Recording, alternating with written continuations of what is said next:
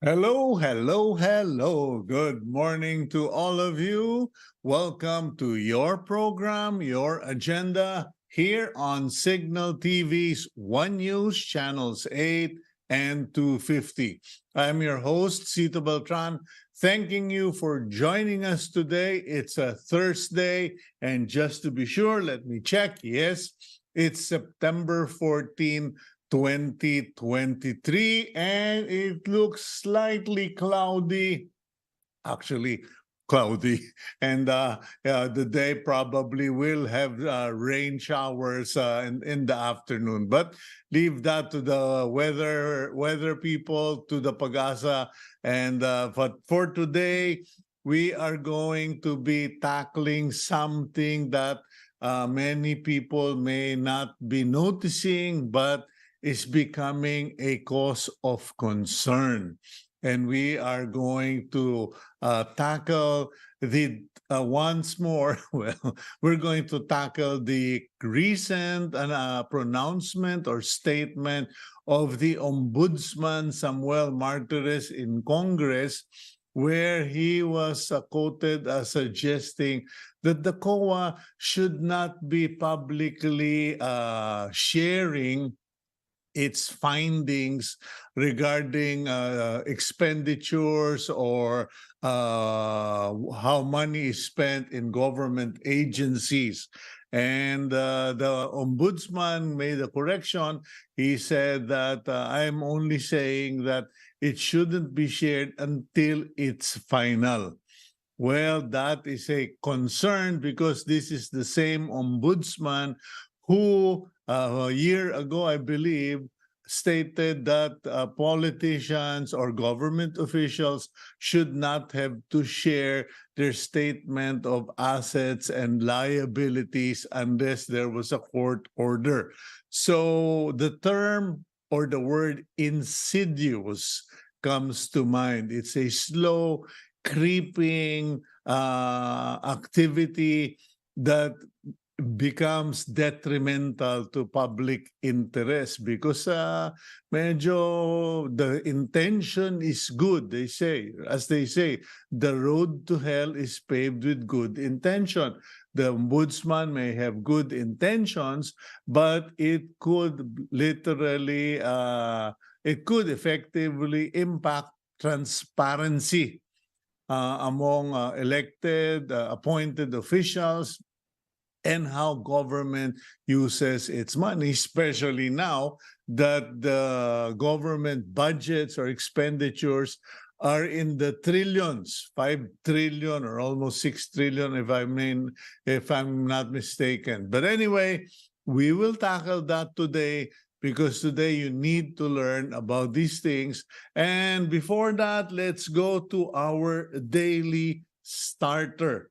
And it goes, sometimes the reason good things are not happening to you is because you are the good thing that needs to happen to other people. And, that is something that is food for thought.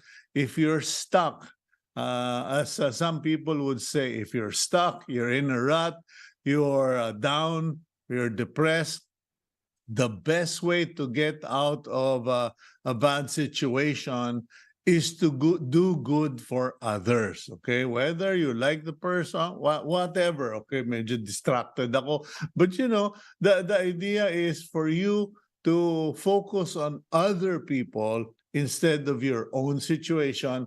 And only when you do that do you start realizing that, hey, this could be a good thing, and the good thing happens to you likewise. Okay, let's now go to the front page of the Philippine Star, September 14, 2023, Thursday. The headline, shocker, Philippines now world's top rice importer, according to the U.S. Department of Agriculture, who is monitoring our agricultural production because of their concern for global stability. But that's the headline. We are now the #1 rice importer, And if this is accurate, we now import more rice than China, which has so many, what, 1 billion people to feed. We are importing more rice than China. And that's the pictures that you see there. That is the very party-like environment of the DTI and the DSWD as they hand out, swerte naman, 15,000 pesos to individual rice retailers as a subsidy. So, ayan po. At the top of the front page, the header, the story is funding pushed for permanent structure in Ayungin Shoal. Members of Congress not only are pushing for an authority to manage the West Philippine Sea and Ayungin, they are now pushing for funding for the construction of a permanent facility on Ayungin Shoal, just like Kalayaan. But that is a worrisome situation. Sounds nice, sounds so patriotic, sounds so bold, but do we have the ability to stand up to China if they call our dare in that sense? So that is a major concern. A bit of good news for the Swifties in the world. Taylor Swift accepts the trophy for Video of the Year, 1 of 9 she received at the MTV Video Music Awards on Tuesday at the Prudential Center in New Jersey. Okay, so yan po, and that is a testimony that in spite of trials, in spite of people taking advantage, hard work and determination bears fruit. Meanwhile, on the opposite side of the header of the Philippine Star, Sara blames rallies for 2 million drop in enrollment. Medyo iba rin to. Protest rallies are to be blamed for why the Department of Education was over 2 million short of its target enrollment for school year 2023 to 2024, according to Vice President and DepEd Secretary Sara Duterte, who slammed ACT Teachers Party List Representative Franz Castro for taking the drop in the figure against her. Okay. If you read the story inside the Philippine Star, essentially what's happened is nagtuturuan na ng sisisi na. Okay? And it's tragic because politics has nothing to do with the drop in enrollment. Okay, it is not about politics. It is about management. It is about poverty, etc. So, okay, anyway, Marcos invites investors to the Philippines.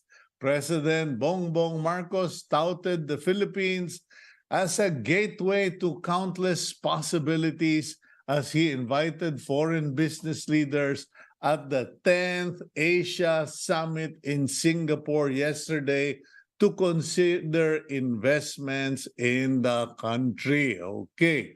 Meanwhile, that belated photo that you see at on the upper part of the front page is a photo of President Marcos celebrating his 66th birthday. Last Tuesday pa naman po ito, with Senators Bongo, Sherwin Gatchalian, Loren Legarda, Pia Cayetano, Nancy Binay, Juan Miguel Zubiri, Peter Cayetano, Ramon Revilla Jr., and Mark Villar. Okay.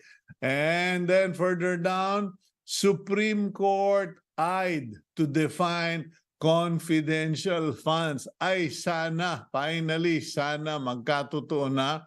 There is now the Supreme Court may be asked, wag nang maybe, sana ask na, to clearly define confidential funds. Former party list Congressman Eric Colmenares suggested bringing before the High Tribunal questions on how public officials use their confidential funds, and perhaps it should also be settled once and for all who should be getting confidential funds and who are not, and what is the nature of a confidential fund. Okay. Meanwhile, eto po, para doon sa, I'm trying to inject humor, pero hindi katatawa ito about Miss Universe. Some people will take this seriously. So hey, let's just read the news. Miss Universe scraps age limit. Okay. Medyo iba ito. Starting next year, pageant organizers said every adult woman in the world will be eligible to compete to be Miss Universe. The Miss Universe organization announced yesterday in an Instagram story the removal of all age restrictions across all Miss Universe. So, yan po. As long as you are still Miss, kahit Miss, basta single, pwede kang mag-Miss Universe. I'm sure somewhere a Lola will pop up somewhere there. Anyway, okay, Ombudsman issued the statement that I was referring to. Only final COA report should be published. Yan po yung pag-uusapan natin later. Meanwhile, government mulls ownership cap, higher prices for SIMs. Owning multiple subscriber identity module cards will be difficult and costly as the Department of Information and Communications Technology is looking into limiting SIM ownership and imposing a registration fee for a fourth card and beyond. If it is individual, some countries limit it to 5, others may be higher or lower. In our case, we have 3 telcos only. We can limit it to 3, so you can have one number each. Ayan po, just as an insight, my wife called me yesterday and she was shocked at the price of a SIM card in Germany. I may have gotten it wrong, but it was either 29 or 39 euros. Nonetheless, it cost 1,000. Okay? So, hindi po mura ang SIM card abroad. Dito lang sa Pilipinas, medyo sobrang mura, and the justification is democratization.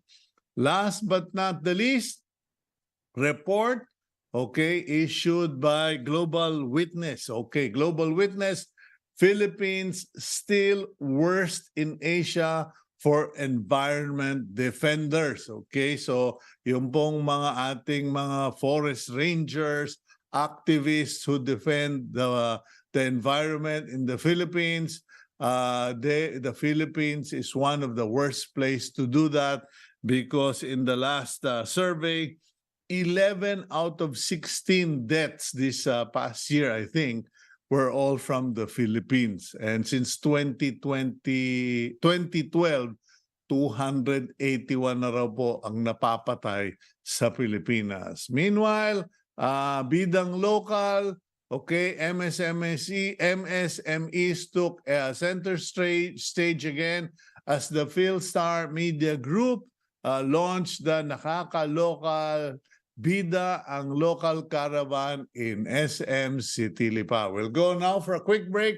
When we return, let's tackle this matter concerning the Ombudsman and his desire or suggestion for COA not to publish reports as required by law. We'll be right back on Agenda.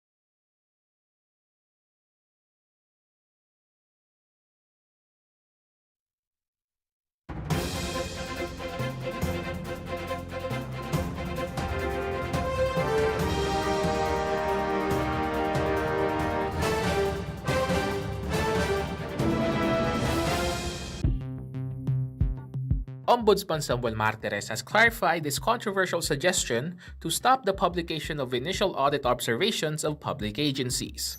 Martires said he was referring to the Annual Audit Reports or AARs and not the Audit Observation Memorandum or AOM. The Ombudsman argued that the AAR is still not final and it can be appealed before the Commission on Audit and the court. He earlier said that publishing initial audit observations caused people to accuse government officials of doing corrupt practices. House Deputy Minority Leader and Teachers Party List Representative Castro reacted and said, "Wait, this is even worse." She explained that AARs are usually used by the media, non-government organizations, and corruption watchdogs to see if government agencies are using taxpayers' money correctly. Castro said without the AARs being publicized, the public would not be aware of issues like the alleged Farmally scam, DepEd's overpriced laptops, and the Office of the Vice President's alleged illegal spending of 125 million pesos on confidential expenses. Let's discuss this matter on today's agenda. Castro has been serving as the representative of the Alliance of Concerned Teachers Party List since the 17th Congress. She worked as a high school mathematics teacher for 25 years until she retired in 2013 to become a full-time organizer for various teachers' organizations. Good morning, Congresswoman Castro. Welcome back to the program agenda.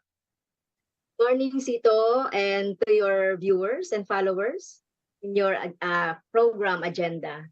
Okay, well, it's the people's program, and speaking of the people's program, we are concerned about the conversation that went on in Congress regarding the COA reports. I'll just simplify it, call them COA reports, where the Commission on Audit calls out government agencies and even officials regarding unauthorized spending, unfunded spending, or anything that is out of the ordinary or could be considered illegal. Now, how did that all end? Because it seems that after you called out the ombudsman, they issued a statement na kasi naman it's not a final report, it's still subject to an appeal or reconsideration. Well, Cito, no, I was not shocked at all kasi I know naman the ombudsman, no, even the SALN, he make a very stricter circular so that the SALN of the president and vice president should not be open to the public. Pero itong COA na to, so hindi naman ako masyadong nagtaka kasi alam naman natin yung character ng ombudsman. So, kaya nga pinuna ko ito kasi even sa confidential fund, hindi rin daw siya nag-aano ng resibo. Well, going back to doon sa COA report. So, I think it is the right of the people to know how our funds has been spent, and kung ito ba ay sila ang mga agency ay sumusunod doon sa general auditing procedure, sumusunod ba sila doon sa mga laws or mga batas natin like yung mga procurement. So kagaya nga na nasabi mo, no, kung may mga nabili ba sila o na-procure ba sila na less quality or mura or mahal katulad na nangyari sa laptop. So doon naman nakikita namin ng mga kongresista kung paano nagagastos, no, kung sumusunod sila talaga doon sa auditing guidelines and standards. At wag naman nilang ipagkait, ibig sabihin si ombudsman, wag naman nilang ipagkait yung mga ganitong information para, kumbaga nga Cito, sabi ko nga sa iba, no, parang pangalabit ito yung AOM. Like for example, the Audit Observation Memorandum. Pangalabit ito doon sa mga agency na parang sinasabing, oy, mag-submit kayo ng tamang resibo o asan ng documents, yung mga ganon. So ang public din, malalaman yun at hindi naman natin at ang public naman naghihintay lang naman yan kung ano yung i-feed na mga ng mga kung ano yung i-feed na information ng COA. So Okay. usually naman ang nakikita natin sa website, yun na yung AAR, yung Annual Audit Report ng COA. So marami pa rin tayong nakikita doon, ano, yung mga recommendations nila, yung mga observations, etc. Okay, So pwede niyong liwanagin, Congresswoman. Can we make can you clarify because you mentioned AOM and AAR, and the ombudsman said that one of these is not final, it's subject to appeal. I am under the impression that if it is the annual audit report, final na yun. That is the yes. submitted report to Congress. Hindi na yan subject to discussion, appeal, or whatever. Yung AOM, parang yan yung sabi mo nga, pangkalabit. All of this is required by law, di ba, na to post it, to make it public, or yung AAR lang ba? Usually ano, no, tama ka, Cito, no, yung AAR, ito yung Annual Audit Report. So yearly na ito na sinasubmit ng ano, no, ng ahensya, at dito nagbabase nga yung ano, no, yung COA ng final na. Tama ka. Parang final na ito, at nandito na rin yung mga observation and recommendation. So ito yung pinagbabasihan natin noong mga nire-raise natin sa Kongreso, yung AAR. At meron din silang nilalagay na parang mga notes. So kaya ngayon doon namin nakita yung 125 million ng Office of the Vice President. Yung AOM, ito yung binibigay nila doon sa mga head of the agency. So ayan, so usually nga inaano din naman nila ito, yung COA, nagiging transparent din naman ng COA kung hiniling mo or may mga agency katulad ng Congress kami kasi meron kaming CPBRD na siya talagang mga nagtatala, ano, yung mga naging AOM tsaka AAR ng COA. Kaya dapat ito ay maging open, whether AOM ito or AAR. So wala dapat na itatago kasi so syempre ma-scrutinize, at in aid of legislation nagagamit din namin ito. Very useful ito para kung meron kaming mga babaguhin sa batas or i-amend sa batas. That's it. So kaya hindi pwedeng itago na katulad ng SALN. Okay, nabanggit niyo yung salitang batas, you mentioned the word law. What does the law state as far as the publication o paglalathala ng annual audit report? It is required, right, that this be posted in the Gazette and the publication of national circulation? Well, Sito, wala namang sinasabing ano, no, wala namang sinasabing yung kung batas na sinasabi na mag-publish. Pero ito na yung nagiging tradisyon ng COA for transparency. Ito ay for transparency and good governance. Kaya siyempre related din naman ito sa mga ibang laws, pero basically yung sinasabing i-publish mo to ay wala naman. Pero ginagawa ito ng COA for transparency and accountability. Who does the report go to? Does it go to Congress or is it a report to the general public? Kasi doon tayo magkaka-problema or magkakaroon ng confusion if marami diyang magsasabing if it's not in the law, it is not required. Well, mas mabigat yung ano, no, sinasabi sa batas na maging sa constitution na maging transparent and accountable sa lahat ng mga pera, monies na mga nilalabas ng ating ano, no, ng ating treasury. Kaya yun ang parang batayan. So sa website nakikita natin yan sa COA, yung AAR at saka yung mga AOM. So tingin ko in ano, no, proper talaga yung ginagawa ng COA na pinapublish ito so that the public would know. Okay, officially, are they required to submit the report and to whom? Well, sa amin nagbibigay sila ng report doon sa aming isang institution sa Kongreso, yung aming research. And yung CPBRD nga, no, yung congressional research namin doon, doon namin nakikita yung mga AAR at saka yung ilang mga audit observation report. Ngayon, pag tinanong mo naman ng agency, So syempre magre-refer kami dun sa report. Kung naipasa na nila yon or kung na-fulfill na nila yon, so wala namang problema. Mm. Kaya dapat merong ganon para napupush mo rin ang agency na mag-comply doon sa Okay. mga audit requirements ng COA.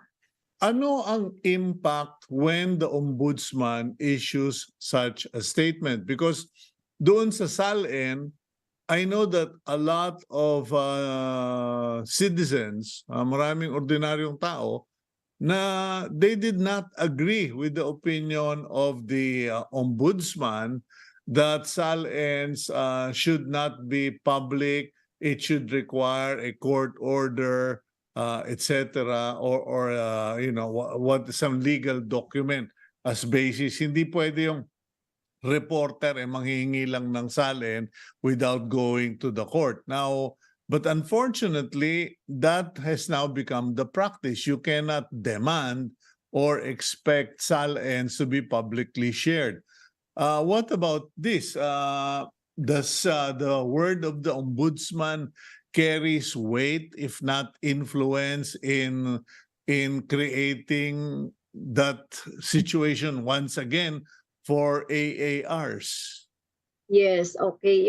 Tama ka Sito, no? Parang yung word ng ombudsman, since tanod bayan yan, tagapagbantay ng mga korap sa gobyerno o yung gumagawa ng anomalya o hindi maganda, di ba? Sa kanyang katungkulan, may epekto talaga ito sa mga sa mga government officials natin. Kasi kung ganito yung wordings, kung ganito yung stand ng ombudsman, so baka makapag-encourage pa ito ng ng mga government officials and employees na magtago ng kanilang mga ng kanilang mga anomalya na ginagawa or ipagpatuloy nila yung mga anomalyang ginagawa nila. Kaya so yun ang magiging yan ang magiging tingin ko magiging epekto. Yung sa SALN naman talagang kina-question natin ito Sito kasi talagang it goes beyond doon sa RA 6713. Ito yung yung Code of Conduct of Officials and Employees of the Government. Actually nga walang walang kondisyon kung ibibigay mo o hindi yung SALN kasi it should be public. Kami nga sa Makabayan Block kapag nagsasubmit kami kapag nagdagawa kami ng SALN, napa-receive na namin ito sa office, do sa accounting office, sa responsible office, ay sabi namin pwede yan na makita ng reporter kasi wala naman kaming itinatago or So yun yung problema kung kapag meron tayong merong mga na itinatago like yung dapat talaga i-disclose mo lahat ng iyong mga assets, liabilities, net worth kasi yun ang sinasabi doon sa mismong batas Okay. na yung Code of Conduct. I just earlier I read the front page of the Philippine Star and nabanggit ko doon yung story where former Congressman Nery Colmenares has suggested that the issue of confidential funds, the definition, etc., be brought to the Supreme Court. Now, I'd like to connect that with the SALN, with the AAR, because parang ang nangyayari ngayon, depende kung sino ang nakaupo o sino ang nagsasalita, may kanya-kanyang interpretation. And eventually, our laws become meaningless because the laws are not very clear, specific, na they become subject to interpretation. Wala ba kayong planong dalhin na lahat yan sa Supreme Court or correct it on the floor of Congress? Because we can all debate, argue, score points against each other, but we will pass on this legacy of confusion to future generations and manipulation by the future corrupt politicians. Yes, Tito, tama si Kong Nery, we have that direction later about this controversy on the use or misuse of this confidential fund. Kasi nga Sito, dami na nga ng mga ahensya, kahit hindi naman related yung kanilang mandate sa national security, surveillance, intelligence, ay humihingi na rin ng ganito. And katulad nga ng mga sinasabi ng mga ahensya, hinihingi din naman nila yung tulong ng mga NICA, ng mga NSC, ng mga NBI na talagang ang mandate talaga ay mag-imbestiga at mag-surveillance. Kaya bakit hindi na lang ito ibigay doon sa talagang mga may ganyang mandate? Kaya talagang pupunta tayo doon talaga Asito, no? Katulad ng sinabi ni Kong Neri, para po talagang malinawan natin. At ito kasing confidential fund na ito, through the years, especially sa panahon ni President Duterte, no, lumaki ng gusto na walang accountability. Halimbawa, Office of the President and Vice President alone, kalahati ng confidential fund ay nandoon. Di ba? Mas malaki pa nga yung confidential fund ng DepEd sa confidential fund ng NBI o confidential fund ng But ng at the end of the NSC. day, pasensya na kayo, Congresswoman Franz, no? But hindi ko naman kayo specifically sinisisi, no? But Congress is largely responsible for this dahil hindi nilinaw yung batas, hindi sinulat yung batas ng maayos, and that also leads me to another point. We have not supported law enforcement bodies in the country. Whether it's the Bureau of Immigration, the NBI, the police, the military. Siguro dahil may trauma pa rin tayo from the martial law years. But on a modern context, walang tao yung mga regulators, pati regulators, hindi lang law enforcement. No? Kanina nga sinasabi ko, 281 environmental defenders ang napatay since 2012. And my point is, why is this country and its leaders not properly investing on regulatory bodies and law enforcement, and then we quibble, we squabble over confidential funds, intelligence funds? Well, oo nga, tama ka, no? Kung about the confidential fund, Sito, may mga naman talaga yon, may mga guidelines. Joint pa nga ito, no? Joint guidelines ito, formulated by the COA, the DBM, DILG, DND, at saka GCD. So ito na talaga yung nag-govern doon sa paggamit ng confidential fund. Kaya nga nagiging questionable sa amin kung bakit ang mga agency na wala namang kinalaman sa national security, intelligence, and confidential information ay may mga ganitong budget. Kaya talagang ngayon lumabas talaga at nalaman ng tao na dapat itong mga budget na ito ay wala sa ganyang mga ahensya. 'Di ba? Kaya talagang tama nga sinabi mo, no? O tama nga, no? Kailangan once and for all magkaroon na rin ng batas. Kami nga responsible diyan, ang Kongreso magkaroon na rin ng batas na talagang mag-govern dito sa, or once and for all magbibigay ng tamang direksyon and guidelines doon sa paggamit ng Quick confidential fund. question na lang, Kong Franz. Can Congress do that, o mas maigi talagang kayo na magdala niyan sa Supreme Court? Well, kung sa bilang sa Kongreso baka maupuan lang 'yan o hindi yan hindi yan second reading or ma-discuss sa committee. Kaya kami po ay talagang magdudulog din sa Supreme Court ng question na itong confidential fund. Okay, thank you very much, Congresswoman Franz Castro. May the Lord protect you, bless you, and sana po ay magtuloy-tuloy na kayo kahit na ako na mag-drive papunta sa Supreme Court. Tapusin na natin itong away-away na ito. God bless you, ma'am. Thank you very much. Thank you, Cito. Okay, that's Congresswoman Franz Castro, ACT Party List, and let's all pray that this issue is really brought to the Supreme Court because it goes beyond politics. It can become a generational curse. Let's now go for a quick break. When we return, we continue this issue about the Ombudsman and the statement that he issued, etc., here on Agenda. We'll be right back.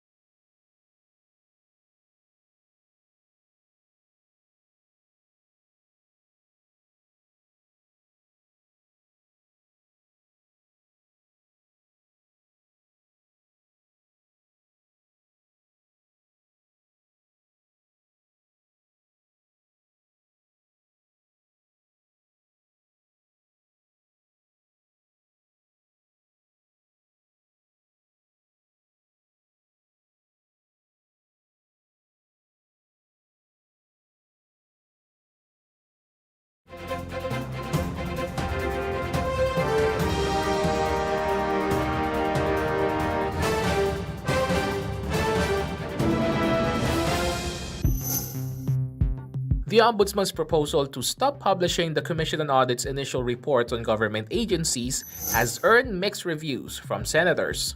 For Senate Minority Leader Coco Pimentel, there's no wrongdoing in the publication of COA's audit system. Pimentel stated that the release of COA reports has become a common practice and should not be opposed by the Office of the Ombudsman. The same sentiment was shared by Senate Deputy Minority Leader Riza Hontiveros. She said that if governance is clean, there is no reason to be afraid of and to evade public scrutiny. Hontiveros added that the non-publication of audit observation memoranda will only weaken the government's ability to promptly flag and investigate irregularities involving public money. But for Senator Amy Marcos, the Ombudsman's proposal is, quote, a worthy consideration. She added that COA reports should not be weaponized. Is there a need to keep COA's annual reports private? Let's discuss these further on today's agenda.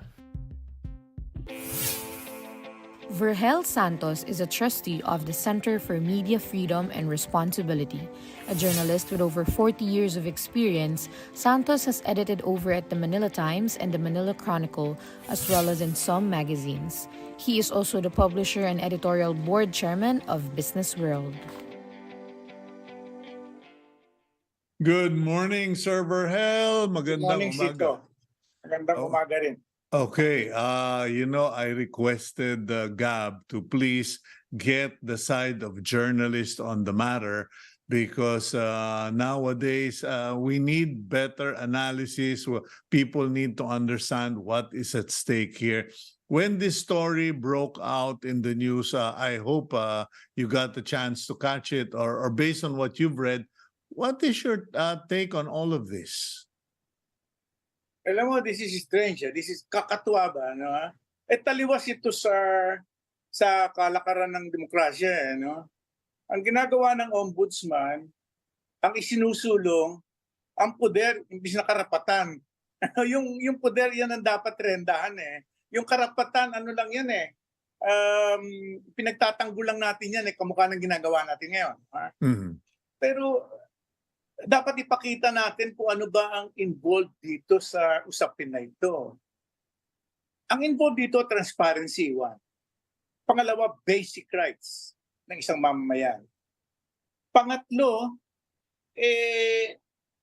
basic understanding ng democratic doctrine. No, itong pinaglalaban dito. Ngayon, sa specific naman, maliwanag na ang malaking bagay na nagpapahirap sa atin corruption. So ito nakalink sa corruption. Ang hindi ko maintindihan kung bakit kailangang supilin. Pag sinupil mo yung pagpapahayag ng COA reports, ng auditor's report sa gobyerno, para mo na lang sinupil ang karapatan ng tao na malaman kung paano ginagasta ang pera natin. Kaya hindi ko maintindihan niya. Ang narinig ko kay Martires, kasi raw nahihirapan sila na sabi niya hindi masyadong maintindihan, naguguluhan ang tao pag nagbabasa ng COA report. At iba ang pumapasok sa ulo, ang nangyayari na lang very negative. So, ang pinag-uusapan daw dito ebidensya. Kaya maraming nadadrop na mga cases dahil kulang sa ebidensya. Kung kulang sa ebidensya, bakit kailangang tao ang maghirap dahil sa hindi maibigay ang ebidensya? At yun naman COA, hindi ko maintindihan kung paano kukulangin ang ibibigay ng COA samantalang if there is one government agency that deals with facts and figures, yan ang COA. And if I may add, yung COA works only based on submissions they receive. Kung ano yung binigay mo sa COA, yun yung inaaral, iniimbestiga ng COA at yun ang sinasubmit sa kanilang annual audit report. Tama po ba? Actually, hindi lang yun, Cito. Apart from what they receive, they go further into the case by counter-checking. Ganun ang ginagawa ng cross-checking. Kamukha rin natin periodista. Hindi pwedeng pag sinabi sa atin yun na lang ang ilalabas natin. Siyempre, ka-counter-check natin para makita natin kung anong totoo rito at kung anong hindi. Kung ano ang malabo at ang pwedeng linawin. Ganun yan eh. Kaya nagkakaroon yung COA ng remarks and recommendations eh. Dahil dyan eh, no? Hindi naman puro computations lang yan eh. Ngayon, ang sinasabi ng Ombudsman, kaya hindi maisulong ang mga kaso ng korupsyon, dahil daw dyan, hindi ko maintindihan yung paliwanag na yon. Kasi maliwanag sa konstitusyon Cito na isang bagay lang ang tinitignan ko dyan. Sabi ng konstitusyon, ang mga opisyal ng bayan, hindi pwedeng mamuhay ng marangya. Nakalagay yan modest means dapat no? So pagka ikaw, wala kang maliwanag na kakayahan, means to live the way you do. Yan ay isang bagay ng malaki para hindi lang i-red flag para imbestigahan ang isang opisyal ng gobyerno. Wala kang lehitimo o maayos na kabuhayan para makabili ka ng Ferrari, ng Maserati, ng Hammer na na bulletproof at may mga mansion, maliwanag yan. Ngayon, anong hinahanap mong ebidensya? Yun ang hindi ko maintindihan. Ngayon, ang gagawin mo, papahirapan mo pa yung COA at yung tao. Hindi ko maintindihan yan eh. Sir Vergel, if I may, kasi nagtataka ako, parang trabaho ba ng ombudsman mag-comment doon sa trabaho ng COA? Trabaho ba ng ombudsman magbigay ng comment and guidance and position regarding SALN? Parang, I'm seeing a pattern and I'm asking now. Kasi, controversial ang ombudsman right now dahil may mga pinatanggal na government officials na ngayon nag-file ng case sa Court of Appeals. Controversial sila yung ginawa nila sa ARTA. So parang what is this pattern? This morning the word, hindi ako malalim sa English, kilala mo naman ako sir eh. Pero yung salitang insidious, pumasok, bigla nga akong nagkuha ng telepono at chinek ko yung ibig sabihin. Sabi ko, tama ba itong word insidious? Parang dahan-dahang proseso na... Unti-unti, oo.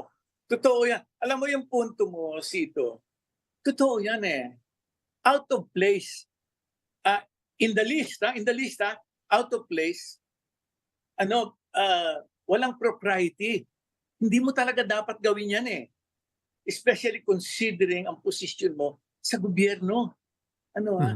Ang dapat yan, ang bibigyan mo nga ikaw as ombudsman, ang isang opisina na talagang makapagsusulong, makapagpapalawak ng karapatan ng mamamayan eh. Yun ang dapat nakakasagam mo eh. Pero imbis na yun ang gawin mo, ang ginagawa mo, ang isinusulong mo, ang sarili mong poder. May poder yun eh. Ang ombudsman, official power yan. Yung COA, hindi poder yun. Yung trabaho yun sa COA. Yung sa COA, hindi kailangan supilin. In fact, yung COA ang isa sa mga opisinang dapat nagpapahayag ng critically para maintindihan ng bayan kung paano ginagasto ang pera niya. Tapos iyon ang susupilin mo, yun ang hindi ko maintindihan. Ito hindi lang out of place, kundi it is not in keeping. In fact, taliwas sa kalakaran ng democratic justice. Nagtutataka nga ako, ito pang ombudsman na ito, ang gumagawa nito, samantalang saan ang galing yan? The Supreme Court of Democratic Justice. Tapos yan ang gagawin mo. Talagang pagka ito naisulong, at maaaring maisulong Cito, why? Kasi ang sistema natin wasak broken. Yung sistema natin broken. Pag nakakita ka ng mahigit na 90% ng Kongreso co-opted, broken ang system. Pag nakita mo ng lahat ng court decisions pabor sa certain self-interested parties, including the government, broken. Ano? So, ang panlaban na lang ng tao, karapatan na lang walang puder no? At ang mamamahayag, ang panlaban, karapatan na lang. Ang COA, gano'n na rin. Susupilin mo pa. Saan tayo pupulutin yan? Ano? Okay. Ayoko naman maging kumbaga, wag naman tayo maging prophets of doom o kaya purveyors of hopelessness, ika nga nung mga ilan nabasa ko, no? Pero anong pwede nating gawin dito, Sir Vergel? What can be done? Because in a previous column, I suggested that constitutional bodies should be elected, not appointed. Kasi may nagsasabi nga noon, alam mo ang problema dyan sa mga political appointee, kung loko-loka kang leader, maglagay ka lang ng tao na rear guard. Maglagay ka lang ng tao na dedepensahan ka pag wala ka na. Lagay mo lang sila sa constitutional body, meron silang term, so many years in office sila. So I've said, dapat iboto, parang kumbaga sheriff sa Amerika. Kailangan iboto. Totoo yan. Ang problema nito, pagka ang electoral system na hijack na rin, paano ka boboto?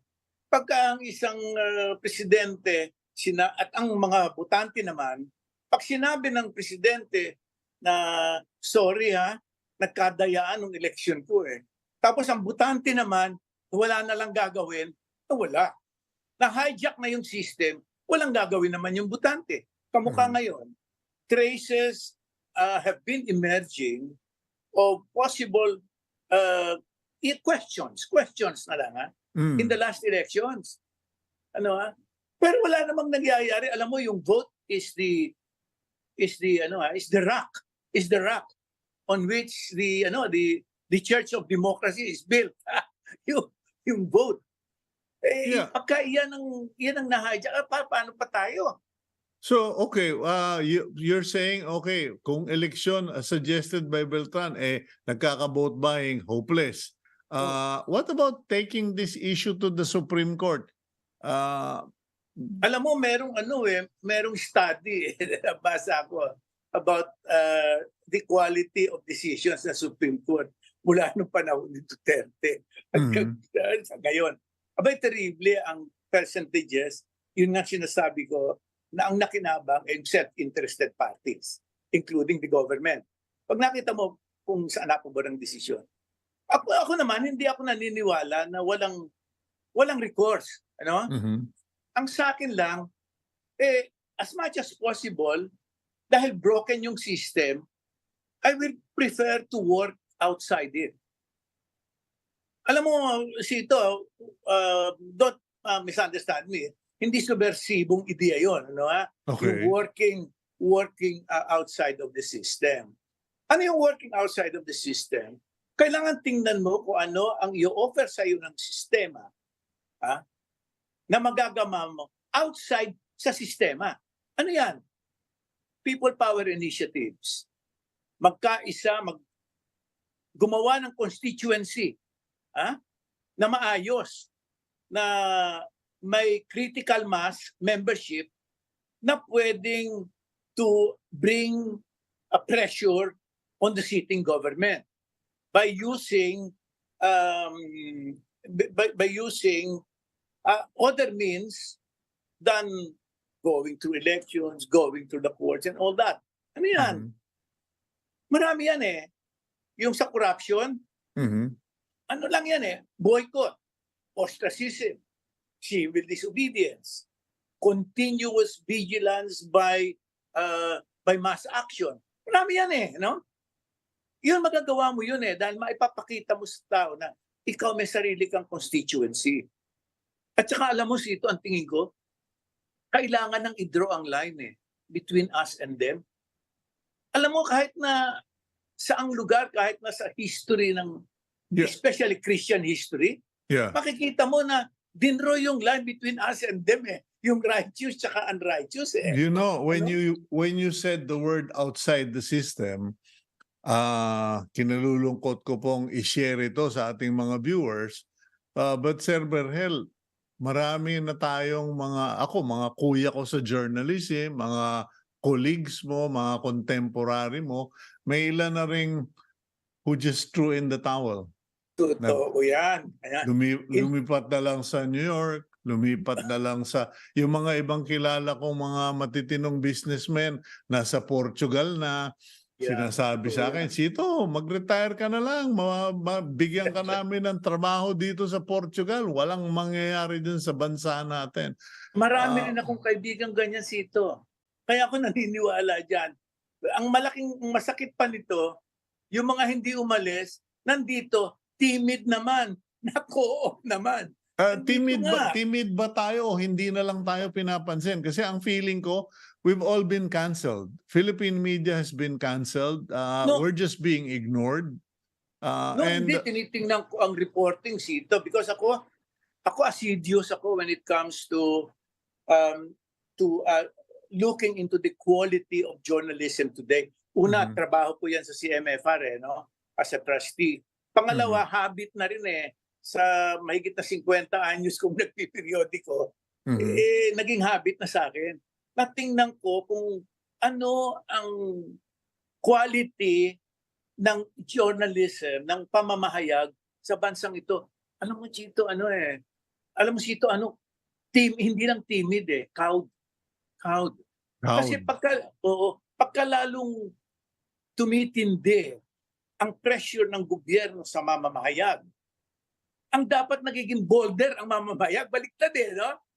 Kailangan ganun That is the idea, the democratic idea of counterweights pa. Tayo pa naman ng mga mamamahayag, tayo ang may first freedom in the Constitution, tayo sa hierarchy ng freedom, press. Freedom ang number 1, Kasi nga, ang demokrasya, naniniwala na ang first counterweight to power is press freedom. Kasi ang press freedom is institutionalized at saka hindi kanya-kanya. Well, clearly I need to invite you again to discuss this important subject, this interesting subject na medyo nalihis na tayo tungkol sa ombudsman. But I suppose that this issue with the ombudsman is something that we in journalism need to put our fingers on and just basically lock horns. Anyway, I fully agree. Thank you, Sir Vergel, and good day to you. Promise, pag-uusapan natin Anytime, the state Cito. of Philippine Anytime. journalism. Salamat, Cito. Okay, God bless you, sir. Okay, let's now go to our blessing for the week, and it comes from the book of Deuteronomy, chapter 33, verse 12. And this is for all of you, our viewers, who are the beloved of the Lord. Rest secure in Him, for He shields you all day long, and the one the Lord loves rests between His shoulders. Thank you very much for joining us today. I not only ask you, I not only invite you, I implore you. Please pray for our nation. Pray for every Filipino, even those you do not agree with, because if we do not get our act together, we may not have a stage to act on, and other people might take over. We do hope you are blessed today. Please include our families, team agenda in your prayers, and please keep it here on One News. God bless you.